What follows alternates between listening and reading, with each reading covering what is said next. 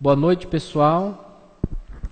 Que a graça, que a paz e a alegria de nosso Senhor e Salvador Jesus Cristo seja uma verdade, uma realidade no meu e no seu coração.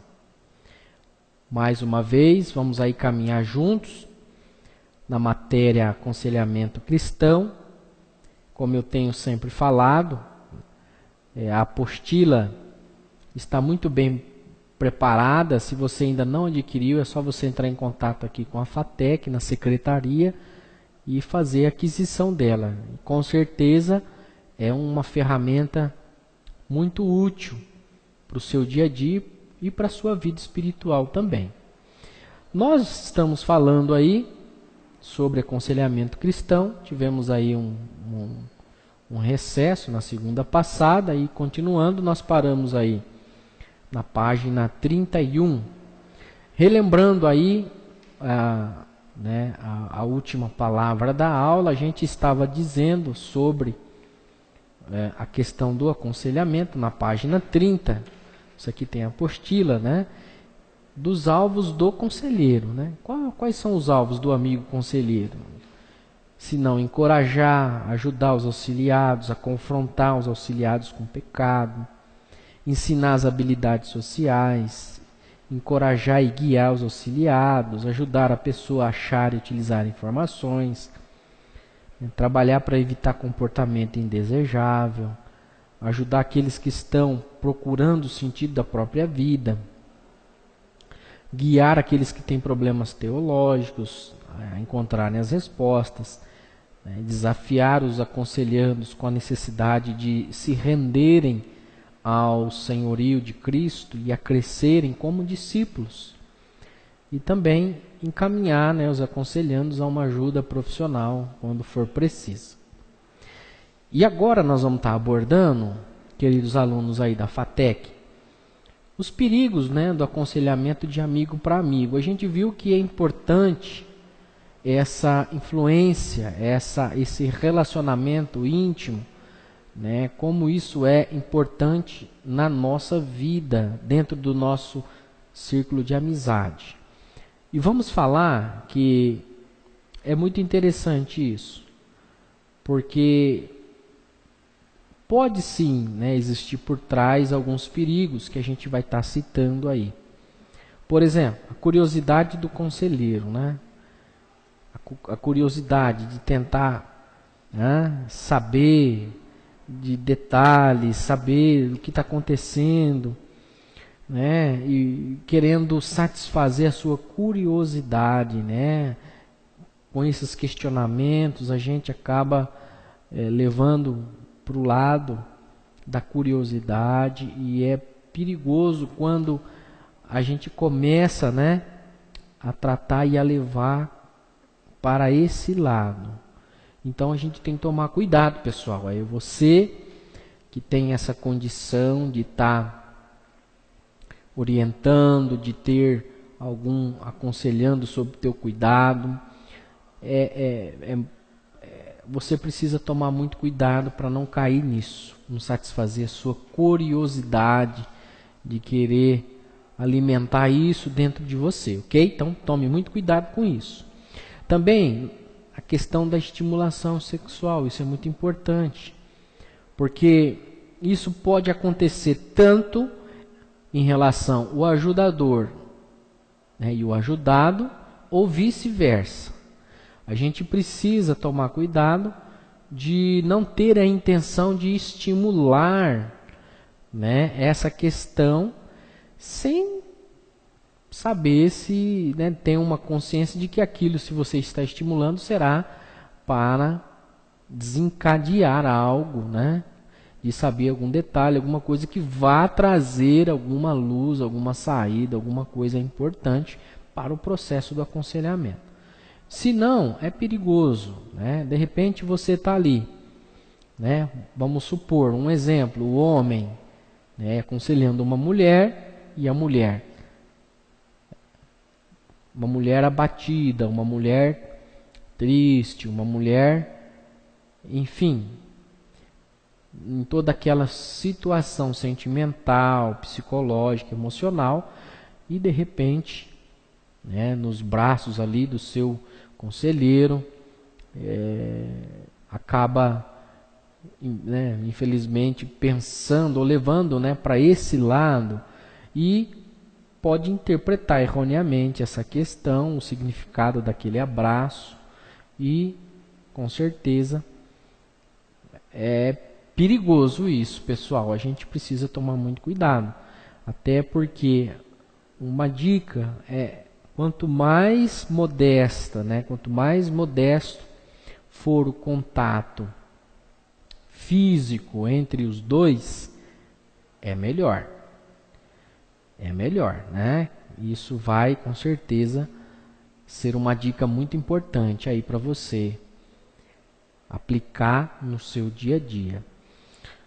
Também a gente precisa tomar cuidado, né, nesse contato. É importante a gente também evitar a aparência do mal, né? Por vezes aí no passado nós tivemos casos, né, e ouvimos aí na história muitos casos aí que a gente pode aprender hoje, evitando isso daí, tomando cuidado, né, perguntando para o aconselhado como ele interpreta aquilo, de estar realmente tomando cuidado com toda essa aparência do mal. Não podemos esquecer isso, isso é muito importante. É muito importante a gente também não se envolver demasiadamente com os auxiliados, porque senão acaba quebrando, né, por exemplo, a barreira de você deixar aquela pessoa totalmente dependente de você. E não é isso que a gente deve criar. Não é esse o caminho que nós estaremos trilhando, mas sim de tornar um ambiente sadio, um ambiente de cada um no seu lugar, no seu espaço, cada um dentro da sua vida, ok? Então a gente precisa tomar cuidado, até porque o inimigo está aí também, né, meus irmãos? E eu posso trazer uma palavra a respeito disso, que um fato que aconteceu comigo há mais de 10 anos atrás, onde eu tinha agendado um atendimento e passei por essa situação, né? Então a gente precisa tomar muito cuidado, da gente saber discernir, de saber que aquilo ali tem alguma aparência, que aquilo ali pode ser interpretado de uma outra forma, né? Então, graças a Deus, Deus teve misericórdia e até aquele aconselhamento não se realizou pelo fato de que, né, uma das partes havia ultrapassado esse limite, né, estava interpretando a coisa de uma outra forma. Então a gente precisa tomar muito cuidado com isso daí, ok? Também uma coisa que devemos tomar cuidado é a questão de vazamentos também confidenciais.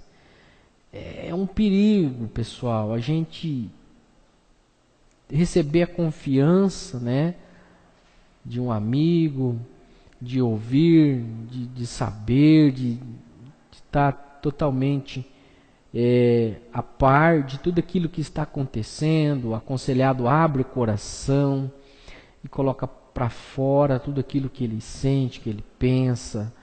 E a gente precisa, mais do que nunca, observar o código, né, de confidencialidade. A gente precisa se tornar realmente um profissional nisso. A gente precisa ter essa qualidade. A gente precisa dar essa segurança, né, para os aconselhandos. A gente precisa tomar muito cuidado para que a gente, né, numa hora aí possa soltar, possa falar, possa mexericar, como a palavra de Deus vai trazer, vai tratar, né? A gente precisa tratar isso com muita, com muita. A gente não pode abrir isso para ninguém, pessoal. A gente precisa tomar muito cuidado.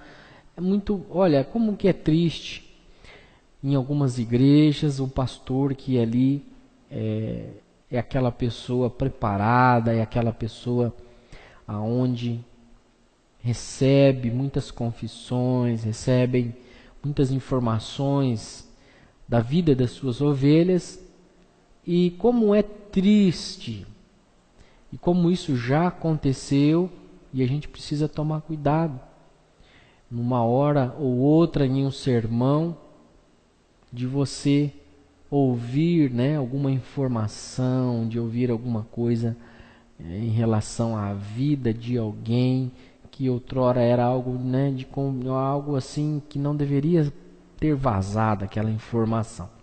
Então a gente precisa tomar muito cuidado, pessoal. A gente precisa evitar, a gente precisa não trilhar, ter muita prudência em relação a isso.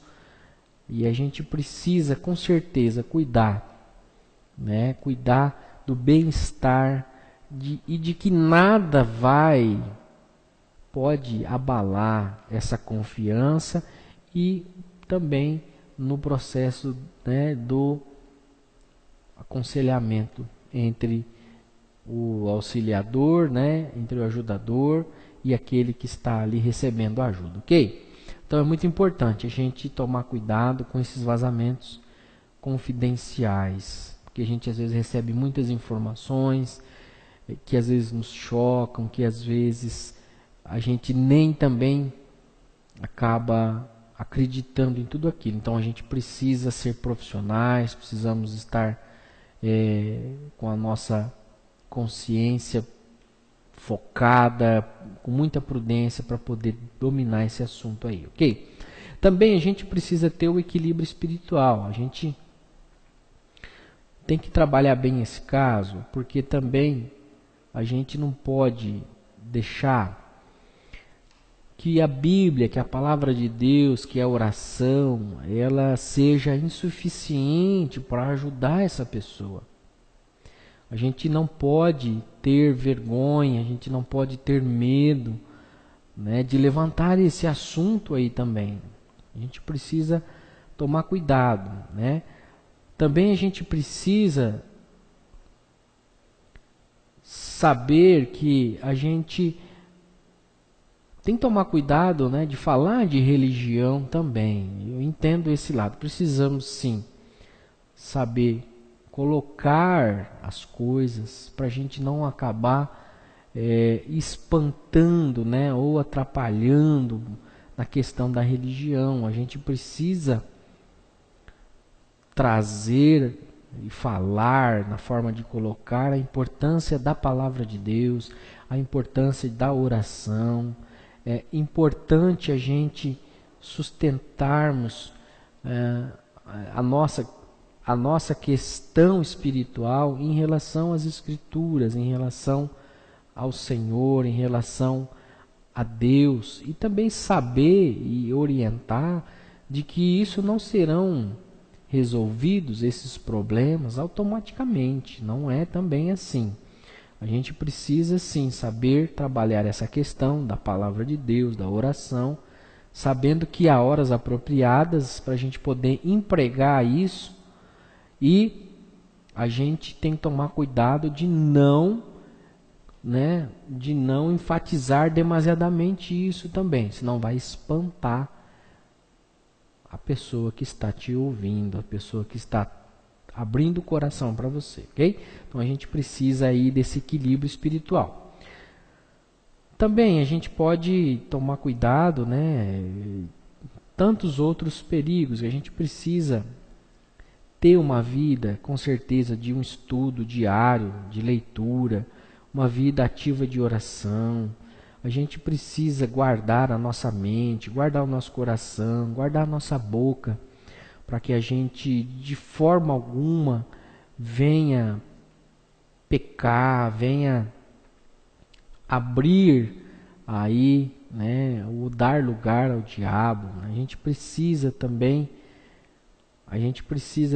de ajuda quando também estamos aí alertados aí de perigo também. A gente precisa estar prudente, a gente precisa tomar essa posição.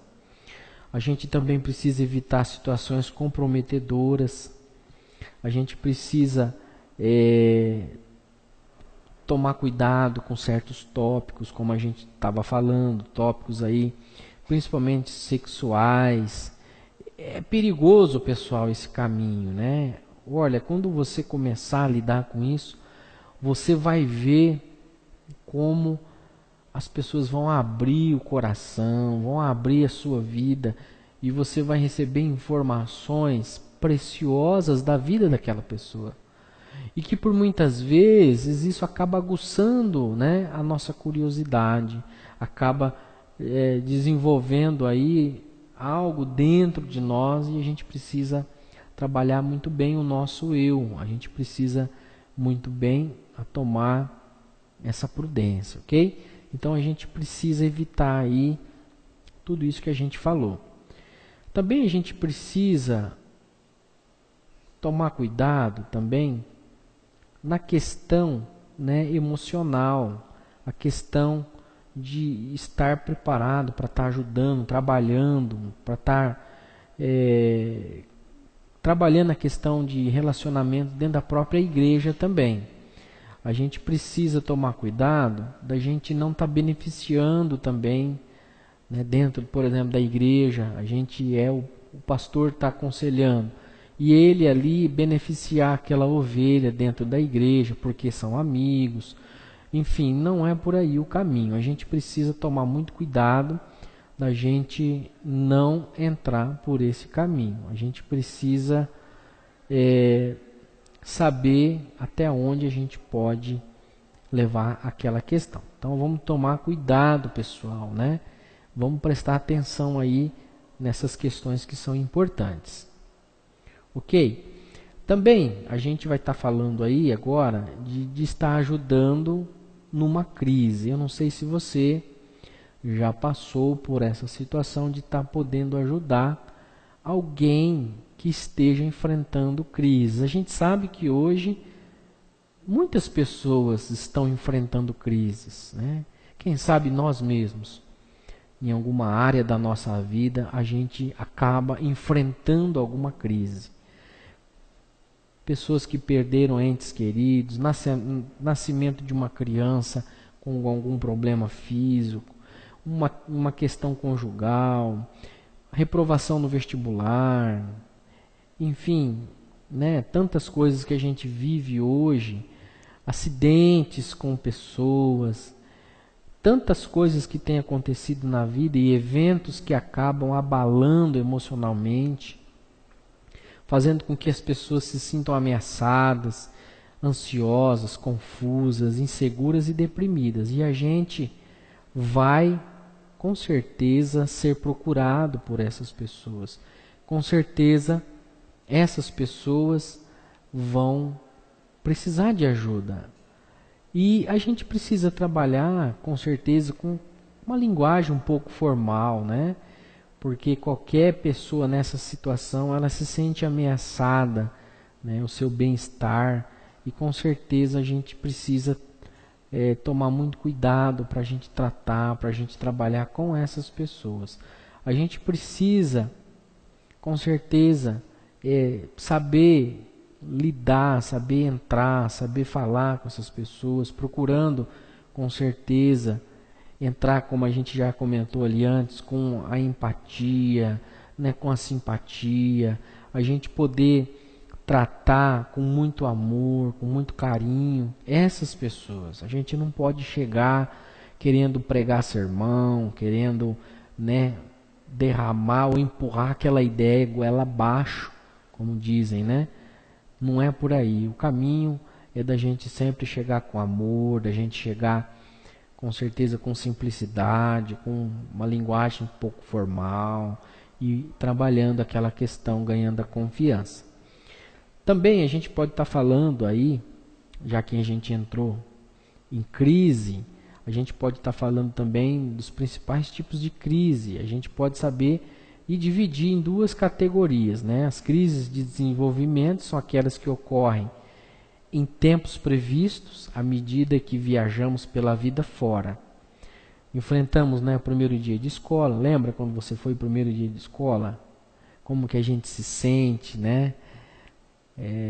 Eu me lembro como se fosse hoje, daquela cena da minha mãe deixando na escola, a gente se sentindo longe de casa, né, e o choro, e aquela insegurança, enfim, é interessante isso. Quando a gente entra na adolescência, quando a gente casa, olha gente, a gente pode pensar, né? Você pode estar pensando aí que talvez eu não tenha crise. Olha, cada etapa da vida, como a gente disse, as crises de desenvolvimento, a gente passa por isso. A gente passa por tudo isso. Então, ao entrar na meia-idade, adaptar-se à aposentadoria, enfim, tudo isso são situações de crise que exigem esforços adicionais, né, da parte do indivíduo e da família para poder superar. Essas crises podem ser muito severas, mas elas podem ser preditas em antemão, né? E são resolvidas à medida que o indivíduo vai e aprende a ajustar-se a uma nova etapa da vida. Então isso é muito interessante. Tem as crises acidentais também, conforme até o nome já vai falar, né? Não tem como prevenir isso daí. São coisas que acontecem na nossa vida como golpes, né? Vamos falar punhaladas, né? E uma perda repentina, por exemplo, de um bem, de uma pessoa querida, num trânsito, num acidente, né? O rompimento de um relacionamento, talvez conjugal, talvez noivado. Por exemplo, a perda súbita de emprego. Qualquer um desses eventos, com certeza pode, né, acontecer com cada um de nós. Pode acontecer com qualquer pessoa. E gerar uma confusão à medida, né, que a vida se segue. Então a gente precisa tomar cuidado também com isso daí. Quem que nunca passou também talvez por uma crise dessas, né? Uma perda de um emprego, perda de um amigo no trânsito. Hoje a gente sabe aí que o trânsito mata mais do que muita guerra, principalmente no Brasil. Então hoje quase todo mundo tem uma história dessa, né? E muitas vezes não superou essa crise ainda, né? E a gente precisa usar as ferramentas que nós temos para poder ajudar as pessoas que estão passando por isso. Reagindo a essas crises. Usualmente, a pessoa em crise, ela volta em primeiro lugar para os seus modos habituais de lidar com o problema, né? Ela vai, com certeza, saber e vai tentar enfrentar com aquilo que ela sabe. Só que isso vai permanecer o que? No modo inicial. Além disso, vai continuar frustrada, vai se sentir confusa, vai se sentir incapaz de fazer qualquer coisa. Nessa situação é importante a gente saber trabalhar, saber tratar dessas questões, saber montar esse quebra-cabeça, né? Saber que muitas vezes a própria pessoa está realmente esgotada, de que a pessoa realmente não tem nem condições emocionais, talvez, ou recursos ali para poder trabalhar. A pessoa está tão tensa, a pessoa está tão exausta, né, que parece que sai daquele mundo real. Então a gente precisa entender isso também, ok?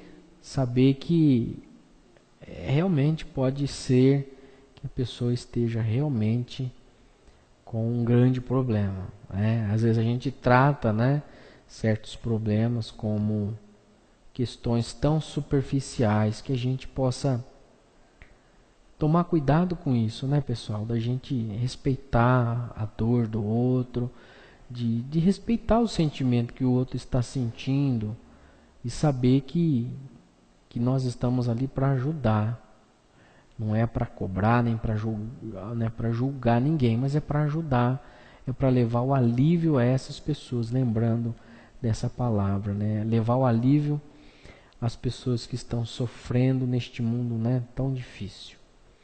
E cada crise é única.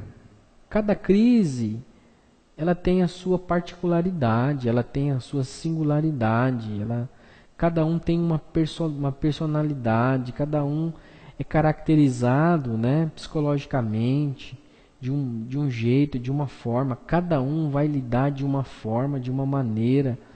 E a gente precisa entender isso, que aquilo que funcionou com um talvez não vai funcionar com aquele outro. Então, é difícil a gente predizer alguma coisa, é difícil, né, poder fazer muita coisa enquanto a pessoa está em crise. A gente precisa tomar cuidado, a gente precisa trabalhar passo a passo, a gente precisa realmente saber lidar e com certeza ter a capacidade de lidar com períodos aí prolongados, né, que vão acontecer com aquela pessoa, né? Então a gente muitas vezes também se sente cansado, a pessoa se quer, né, que resolver aquilo da noite para o dia. Não é assim. A gente sabe que a crise pode se prolongar e a gente vai passar muito tempo para poder tratar daquela questão. Também, outras características da crise, a gente vai saber, por exemplo, a ansiedade, né? A ansiedade vai ocorrer, deixando com que a pessoa acabe tomando decisões erradas e acaba virando e passando a outros problemas, né? Também vai existir o senso de incapacidade, né? A pessoa não sabe o que fazer e muitas vezes se sente envergonhada porque não consegue mais confiar em si mesma, né? Muitas vezes também ela vai criar essa dependência dos outros e também ela pode gerar seus próprios problemas. Às vezes a pessoa vai se sentir culpada por ser tão dependente, frustrada, né, com seus problemas. A gente também vai ver que tudo isso também vai contribuir com a baixa estima, vai contribuir para que aquela pessoa, com certeza, não vai ter uma autoestima, ela não vai se amar, com certeza vai estar com suas emoções abaladas, vulnerável, inseguro, sem controle emocional, sem controle da situação. A ira por causa da situação inteira também é uma emoção comum que vai levar, né? Às vezes está oculta, mas ela vai acabar levando, se dirigindo contra outras pessoas também. Ok? E também, inclusive com aquela que tentam ajudar. Quantas vezes, pessoal, o conselheiro é alvo, né, de críticas? Quantas vezes o conselheiro é alvo, né, de iras, sabendo que ele está ali ajudando, sabendo que ele está ali tentando ajudar, né? Eu já tive esse tipo de experiência também, de quando atendia um casal, de quando ia atender e que passava o tempo com eles, caminhávamos juntos e tal, e de saber depois, né, de um ou outro, de que aquilo que a gente estava falando, fazendo, não estava servindo, não estava tendo efeitos. Então aí a gente acaba recebendo essas críticas. E a gente precisa saber lidar com isso. A gente precisa saber que às vezes essa pessoa vai irar contra Deus, contra os próximos, né? Vai soltar essa ira, né, com mais probabilidade a quem está mais perto. Também a gente vai notar sentimentos de culpa, né? Depois de todas essas experiências, esses sentimentos. Com certeza o próximo sentimento é o sentimento de culpa, né? Também a gente vai notar a diminuição da eficiência do relacionamento, do comportamento diário, vai ficar remoendo o problema, vai se preocupar do que vai acontecer em seguida, vai questionar, né, por que houve esses acontecimentos. Enfim, a gente precisa entender isso, ok? Então, por muitas vezes a gente acaba não tendo esse entendimento, a gente acaba não tendo essa perspectiva do problema, acaba não tendo, não pensando nisso, no qual falamos de tantas coisas, né? Então a gente precisa sim agir com muita prudência, com muito respeito, com muito amor, porque cada crise é uma crise e cada um vai sentir de um jeito. E o sentimento nosso, né, caros alunos, é de respeito, é realmente da gente tratar aquilo ali com muito respeito, ok? Também vamos estar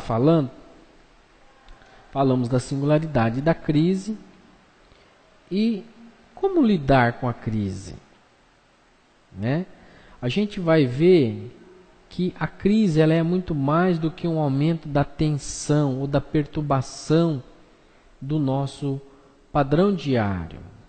A gente vai notar que uma crise vai representar um ponto crucial que afeta o nosso ajustamento futuro, a nossa saúde mental.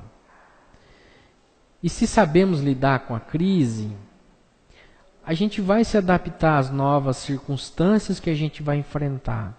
Ou a gente vai achar meios eficientes para solucionar o problema da crise. Então já desenvolvemos maior autoconfiança, experiência, que vai nos ajudar a lidar de modo melhor e mais eficaz com crises futuras que a gente vai acabar enfrentando. E se do outro lado a pessoa é incapaz de ficar à altura, há sentimentos de fracassos, né? Há incompetência que transborda para a crise seguinte, aquilo vai ficar para outra crise e vai ser mais difícil a gente poder lidar, superar, adaptando ali aquela questão de vida no futuro. Então, segundo um certo psiquiatra, é comum nas crises acontecer que a pessoa não somente mobiliza seus próprios recursos interiores, mas também procura ajuda de pessoas próximas a ela. Outros veem esses sinais, né, de tensão cada vez maior e são estimulados a virem socorrer a pessoa aflita.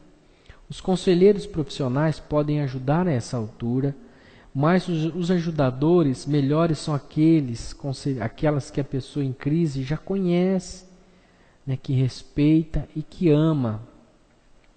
Quanto mais próximos estamos da pessoa em crise, mais temos consciência da situação, mais nós vamos estar tendo uma consciência, um conhecimento do que ela está vivendo, né? Mais nós poderemos ajudar, intervir, mais poderemos estar levando uma palavra para aquele coração que precisa. Então é importante que a família, que a igreja, né, tem um papel muito importante, um papel crucial no aconselhamento das pessoas que estão em crises. É importante demais que a gente precise entender esse papel da igreja, entender o papel, né, daqueles amigos que estão ali, podendo levar e promover a saúde para essas pessoas. E como podemos ajudar uma pessoa, né, em tempo de crise? Mas faço essa pergunta para você aí. Como nós podemos ajudar? para começar, a gente tem aí uma tabela na página 34 que vai aparecer, se você tem aí a página 35, a gente vai ver aí uma tabela muito boa que você pode estar usando de acordo com as questões de crise que ela está enfrentando. Então isso aqui é muito interessante a gente ter, muito importante a gente ter esse material para a gente poder estar usando, né? Por exemplo, tem aqui, ó, modos, né, à esquerda aí, modos doentios de enfrentar uma crise. Olha só. Negar que o problema existe. Você vai notar isso daí, que muitos que estão passando por isso vão até negar. E modos de enfrentar a crise. O modus doentios é negar. O modo sadio é enfrentar, é saber que você tem um problema, então vamos enfrentar. O modo doentio é enfrentar ou é desviar do problema, seja através do álcool, seja através de drogas, seja através de fuga, enfim. O modo sadio é procurar entender mais profundidade aquela situação, né? Não procurar ajuda ou recusar na hora da crise. O modo sadio é a gente abrir canais de comunicação com amigos, parentes, com pastores, com outros que possam nos ajudar. Então a gente pode estar verificando isso e a gente está entendendo e a gente poder ajudar as pessoas que estão em crise, né?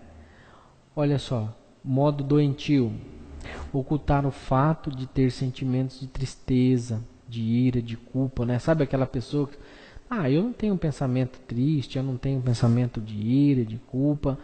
A gente sabe que não existe, pessoal, pessoa assim. A gente sabe que todos nós acabamos enfrentando tristezas, sentimentos adversos, e muitas pessoas ocultam isso, guardam isso no coração e alimentam, e acaba isso, né, trazendo de uma forma ruim, trazendo enfermidades para a sua alma, para os seus sentimentos.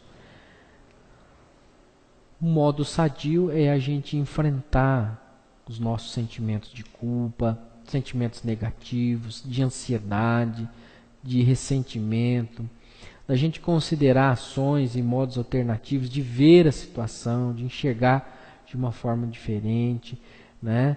De modo que a gente possa lidar com esses sentimentos. Ok? Não ocultar isso daí. O modo doentio é não pensar profundamente sobre o problema. E o modo sadio é a gente distinguir o que a gente pode ser mudado, para que a gente pode trabalhar para mudar aquela situação, né? E aceitar aquilo que não pode ser mudado. Isso é bem interessante.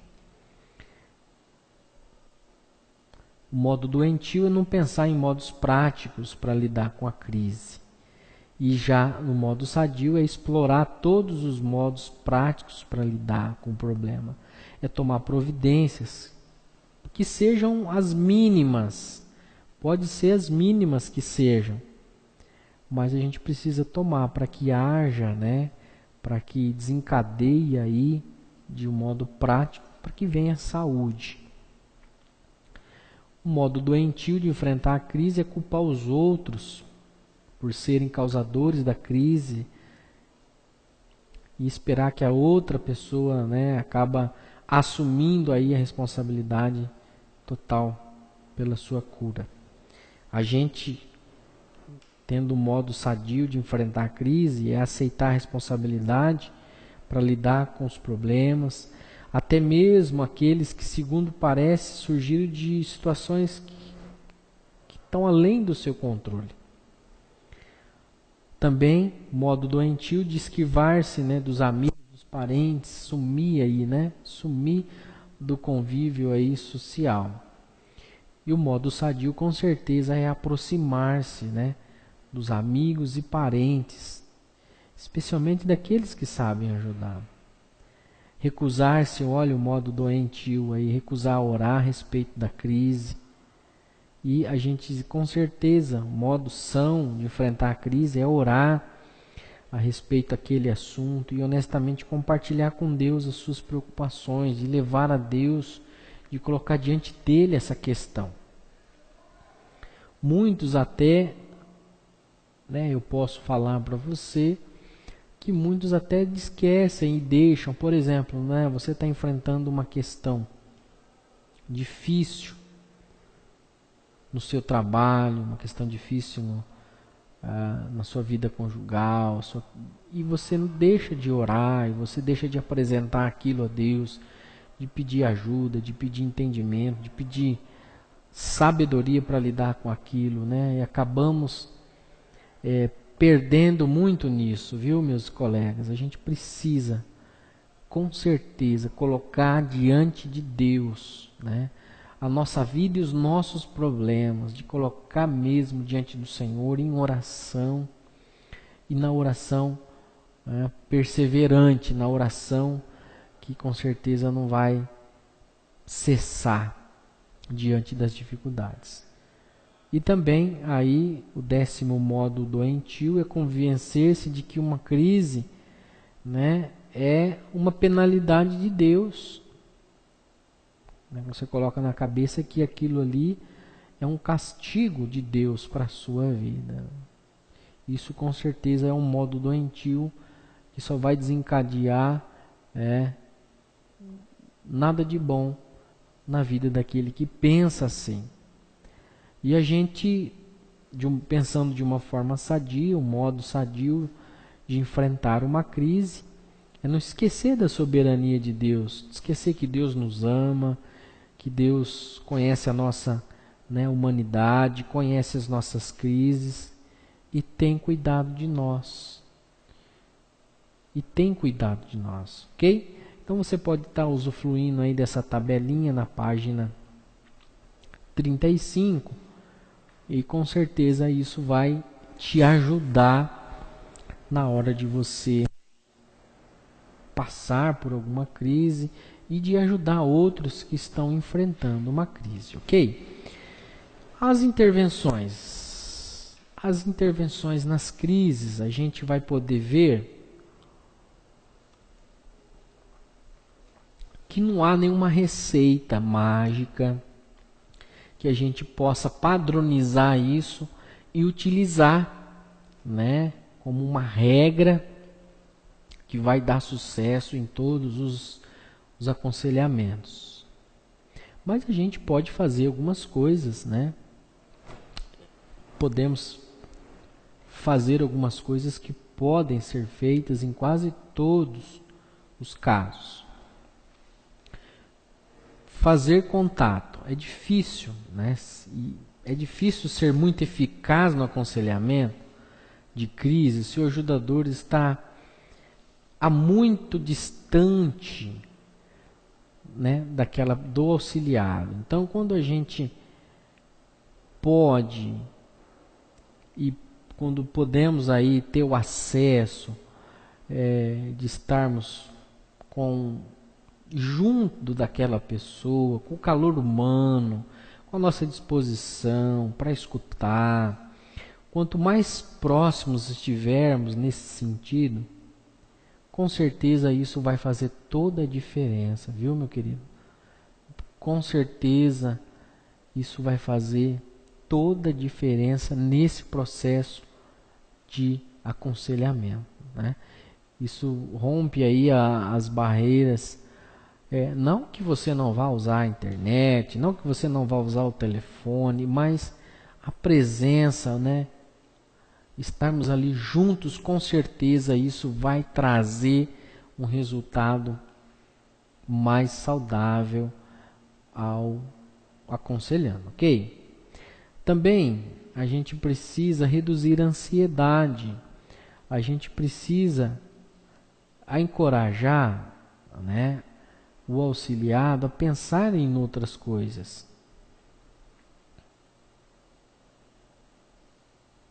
A gente não pode deixar que ele fique apenas remoendo aquele pensamento, né? Que ele fique apenas naquilo, que a gente precisa falar de outras coisas, a gente precisa aliviar, né, essa ansiedade que ele está vivendo, que está corroendo ali o seu coração. A gente precisa saber trabalhar. A gente sabe que não é fácil, mas a gente precisa trabalhar isso para que a gente possa abordar outros assuntos para reduzir também o nível de ansiedade. Com certeza, o ajudador deve demonstrar calma, deve demonstrar solicitude, deve aceitar, deve trazer os consolo das escrituras para estar ajudando, aliviando, né? Ouvir a pessoa, orar com o auxiliado. Com certeza, tudo isso não é truque nenhum, não, né? Não é truque nenhum, não é mágica nenhuma, mas com certeza isso, meus queridos, vai estar ajudando, vai estar trazendo alívio, vai estar trazendo mais refrigério ao coração. Também, se a gente não sabe muita coisa da situação e desejar descobrir, né, se possível, quando começou aquela crise, o que aconteceu antes do seu começo,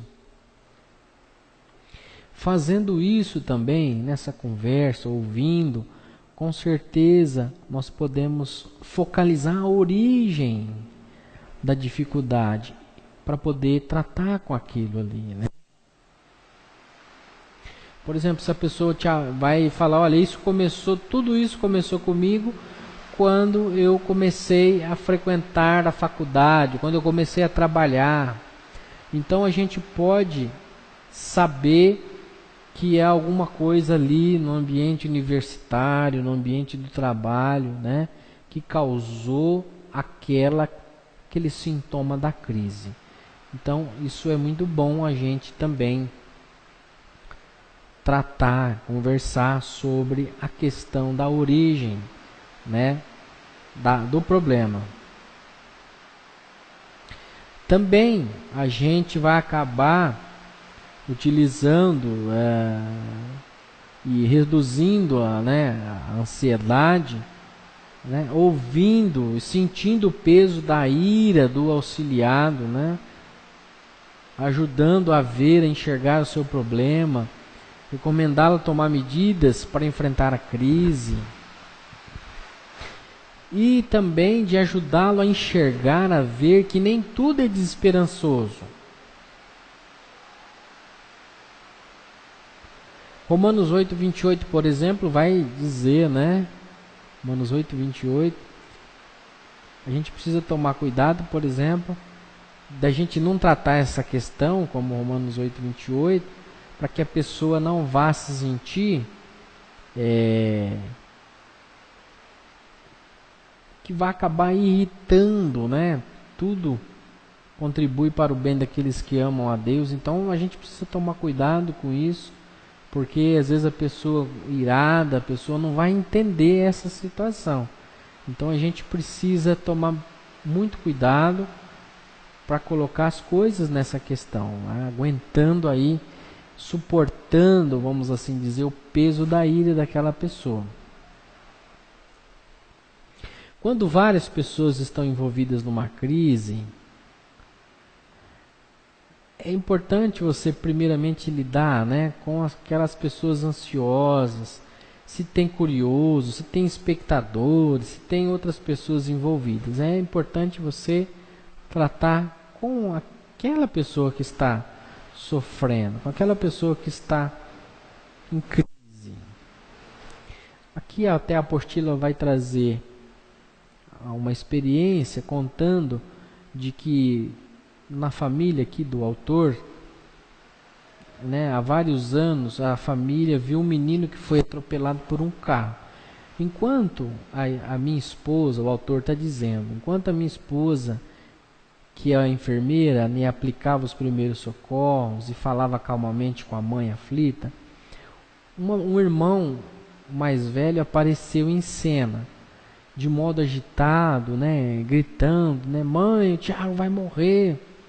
Imediatamente, né, a cena ficou tensa, até que a enfermeira que estava cuidando segurou a mão do irmão mais velho, né, e acalmou e sugeriu que fizesse alguma coisa para sair dali enquanto a cena ia caminhando.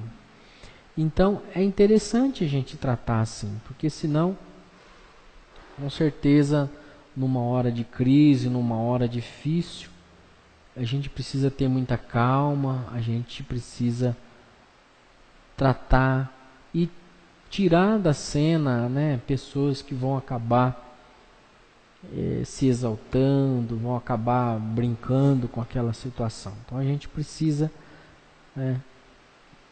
intervir assim dessa forma, para ficar a sós, para ter um momento com calma, para poder tratar dessa situação. Ok? Então a gente está falando dessa intervenção nas crises, fazendo contato, falamos de reduzir a ansiedade e também de focalizar, né, as questões difíceis. No meio da crise, é fácil ver uma quantidade enorme de questões difíceis, cada uma pode parecer esmagador. O ajudador pode fazer várias coisas, né, nessas alturas. Em primeiro lugar, pode ajudar a pessoa em crise a examinar a situação, através da descrição dos seus sentimentos, seus pensamentos, seus planos, né? Do seu modo de ver os eventos que ocorreram, dos seus esforços para solucionar o problema. É um processo de triagem dos problemas. A gente vai estar fazendo uma triagem, né? Um a um, para descobrir o que há de ameaçador neles. A ver o que foi feito, o que pode ser feito, né, tendo em vista essas questões. A gente, para poder reduzir o número máximo aí de problemas, né, os problemas reais, para que a gente possa realmente fazer esse inventário para poder tratar, para poder trabalhar, para poder realmente ter as alternativas. Vai ter uma lista, vai fazer essa triagem e a gente vai desenvolver essa listagem, né, de problemas e de recursos para a gente poder estar fazendo uma avaliação, para a gente buscar as alternativas, para a gente poder tratar e buscar junto com o auxiliado, né, qual é o caminho mais viável, qual realmente é mais fácil para a gente estar resolvendo, para que ele possa estar achando a saída, a solução daquele problema, focalizando.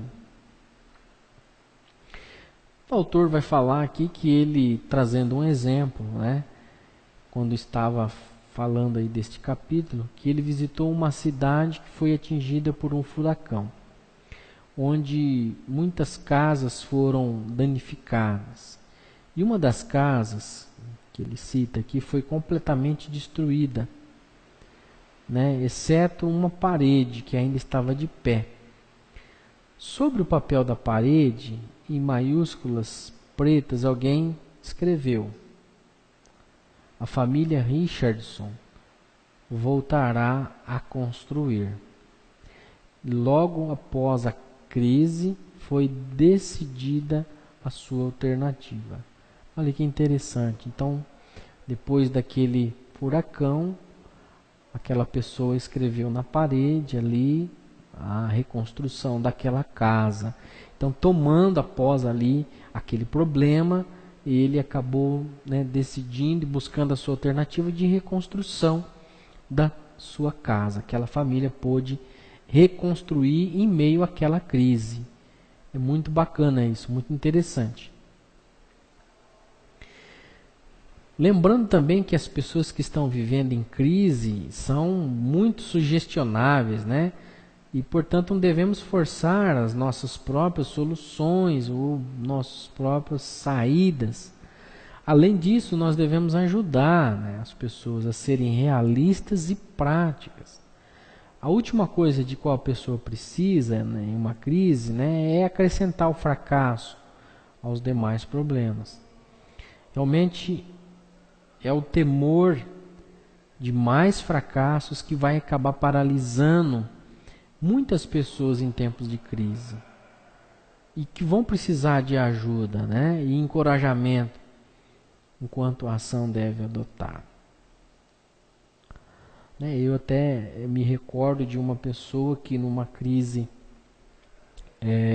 no trabalho, ele queria tomar uma decisão, ele tinha 2 propostas de trabalho e ele apresentou para mim aquela proposta e perguntando para mim qual seria a melhor.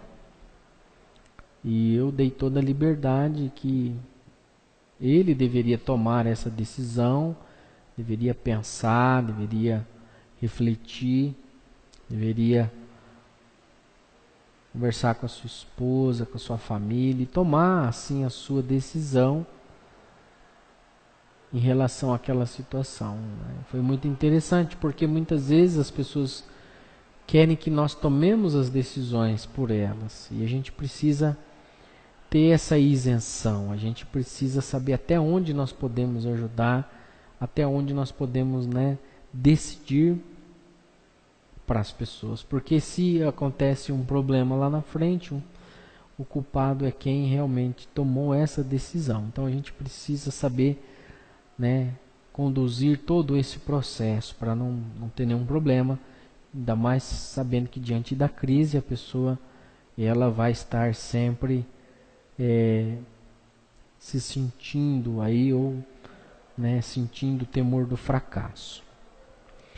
Também o ajudador diante da pessoa em crise, ela pode fazer muita coisa, né, para mobilizar a ajuda da igreja, da comunidade. Com certeza, olha, queridos colegas, eu sempre tenho falado isso, como é importante o papel maciço da igreja em oração, como é importante, como isso, né, sustenta uma pessoa diante da dificuldade, mas também como isso é animador, como isso demonstra uma atitude de amor, uma atitude de carinho, de atenção àquela pessoa que está enfrentando. Como é gostoso saber que a sua igreja está orando por você, a sua igreja está intercedendo, a sua igreja está clamando a Deus, pedindo, né, a graça de Deus sobre a sua vida, sobre a sua família, né, diante daquela crise. Isso é muito importante, isso é algo que até Tiago escreve, né, se um irmão ou uma irmã estiverem carecidos de roupa e necessitados do alimento cotidiano, e qualquer dentre vós disser, ide em paz, aquecei-vos, né, e fartai-vos, sem contudo lhe dar o necessário para o corpo. Qual é o proveito disso, né? Tiago 2, 14 e 16. A fé em Jesus e a dedicação a Ele devem, às vezes, manifestar mediante a ajuda, sim, as pessoas de modo palpável, né? De modo tangível. Sim, caso de provisões, sim, casos que precisam pagar alguma coisa, usar o dinheiro, alguma assistência, a gente precisa disso. A gente precisa, com certeza, agir assim, pessoal, né? Há casos que a gente vai precisar fazer isso. Há casos que nós vamos precisar intervir através dessas citações que acabamos de fazer.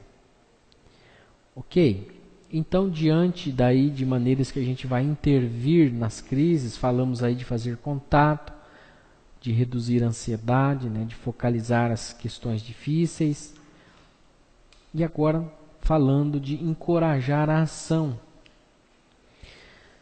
Com certeza a pessoa ela vai ter medo, ela vai paralisar de levar aquele plano, aquela questão adiante. Aí um papel importante do ajudador está encorajando, né, aquela pessoa auxiliado a buscar adquirir habilidades, se for necessária. Importante a gente ficar ao lado ali dele à medida que ele vai caminhando, ele vai, né, empreendendo aquela ação. É importante a gente tomar o cuidado de não estar fazendo, né, as coisas para o auxiliado o tempo todo. Foi o que eu disse para você ali. A gente não pode tomar todas as decisões para as pessoas. A gente apenas não pode pensar por elas.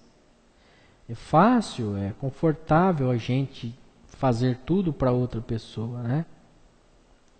E depois, com certeza, lá na frente, vão vir críticas, vão vir alguma coisa, alguma reclamação daquilo que foi tomado. Então, a gente precisa, com certeza, saber ajudar essa pessoa a ajudar a si mesma.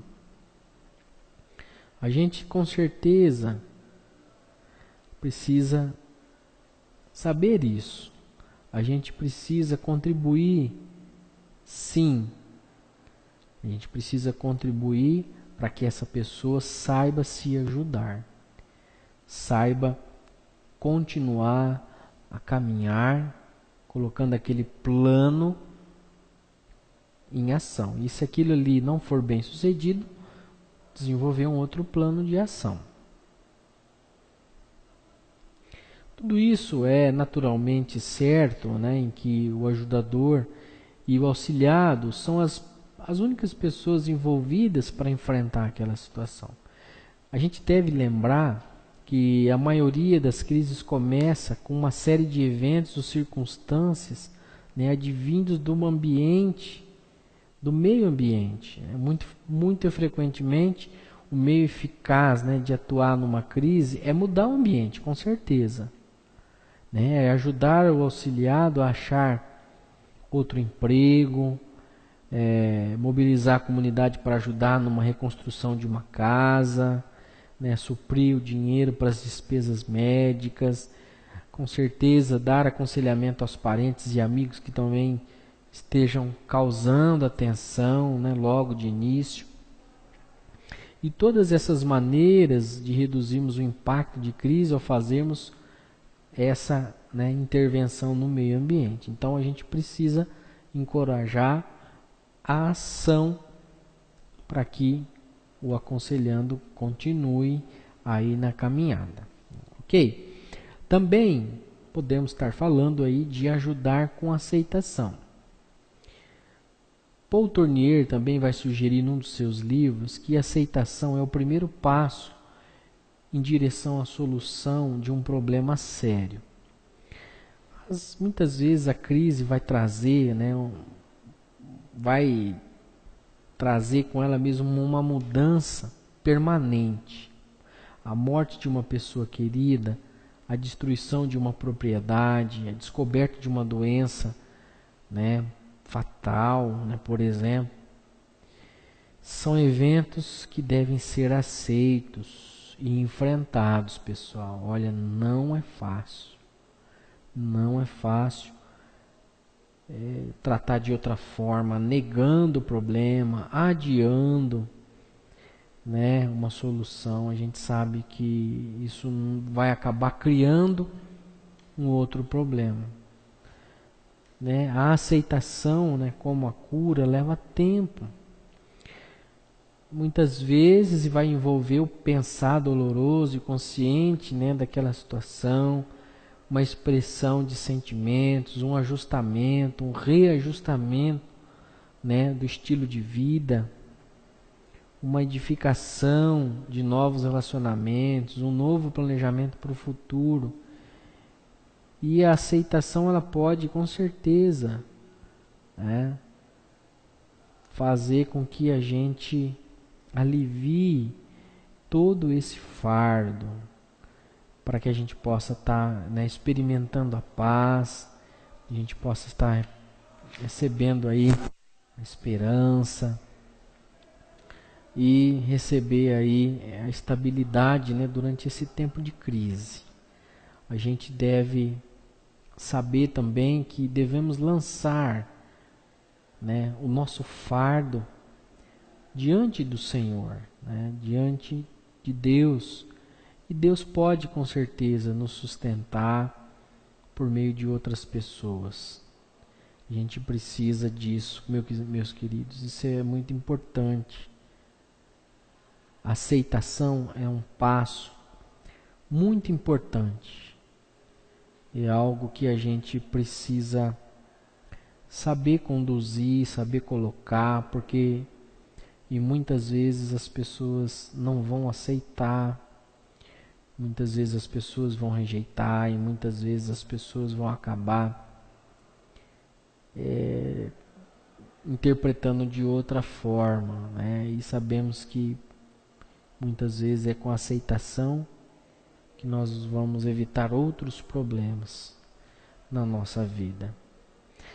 Ok? Então tratamos aí de como intervir nas crises, fazendo contato físico, que é muito importante, reduzindo a ansiedade também, que é uma coisa muito importante, que a gente deve tratar e trabalhar nessa questão, focalizando as questões difíceis, encorajando a ação o aconselhado a continuar e ajudando com a aceitação, ok? E para a gente estar fechando, a gente, né, vai parar aí no tópico de Jesus como conselheiro nas crises. Né? A gente vai ver ali, por exemplo, o aconselhamento, né, o exemplo ali em João 11. A gente vai ver ali, né, uma família envolvida numa doença fatal, né? A gente vai ver a questão da perda de um ente querido. João 11, você pode estar lembrando aí da morte de Lázaro, né? Lázaro lá de Betânia ficou gravemente enfermo e as suas irmãs mandaram um recado para Jesus, né? E o recado você pode estar lendo aí na sua Bíblia, né? O Senhor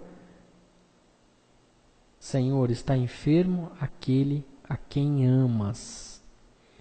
Então, a gente percebe que Jesus amava Lázaro. A gente percebe que Jesus amava Maria, amava Marta, amava aquela família. Com certeza, né, o lar deles, perto ali de Jerusalém, fosse um lugar que Jesus tinha tranquilidade, tinha paz, se sentia aconchegante, né? E com certeza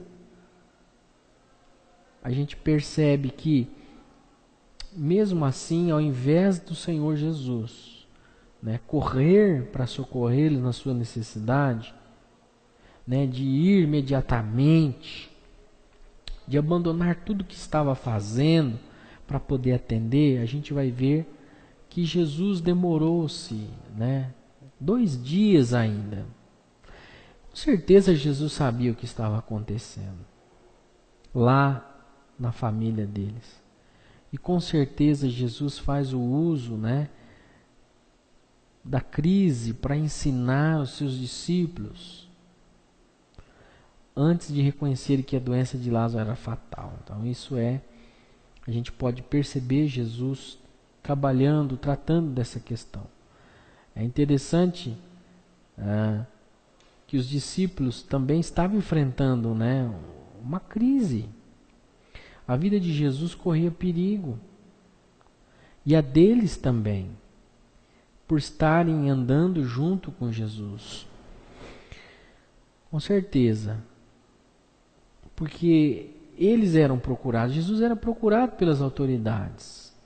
E se aparecer em público, com certeza era arriscar a sua vida a ser aí a ter uma morte violenta, né? Mas quando Jesus vai acabar dizendo que Lázaro morrera, e eles concordaram em acompanhar o Senhor, né, até Betânia. Quando chegaram lá, a cena era de grande tristeza, né? Muitos amigos estavam ali consolando as irmãs, Marta e Maria, na sua perda, e a gente vai ver que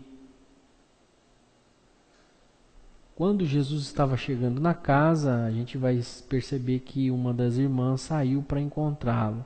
E a gente vai ver Jesus lidando com essa situação. Eu quero parar por aqui, para a gente poder voltar nesse assunto aí na página 38. Quero que você esteja pensando aí nessa situação, nessa cena, né? Lendo a apostila, vendo aí como Jesus abordou e tratou dessa questão.